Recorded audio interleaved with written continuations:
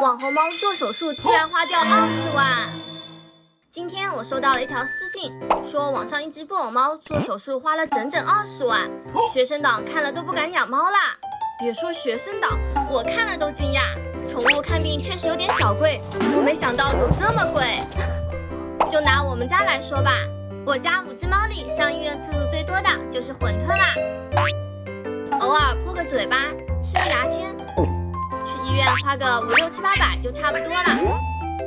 但我看到网上很多猫得了传腹、器官损坏之类的大病，费用就很高啦。一般来说都需要花个几千到1万，像花20万给猫做手术的也有，但只是特例。不过如果要我花20万去救猫，我也是愿意的。接下来就说说正常猫的每月开销吧。猫咪需要每年去医院打1次疫苗，做1次体检。小心小心。它们1个月能吃掉3斤猫粮，消耗掉2袋猫砂、1支驱虫药、若干份营养品。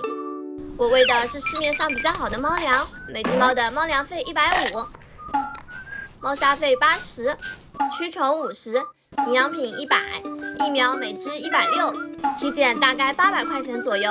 均摊下来，一只猫的每月开销也就460块钱。除了馄饨，它得多加300。很多人觉得呢，猫的开销很大，只有有钱人才会养猫，穷人根本负担不起。其实养猫这件事，我认为只要大家能在能力范围内给猫最好的。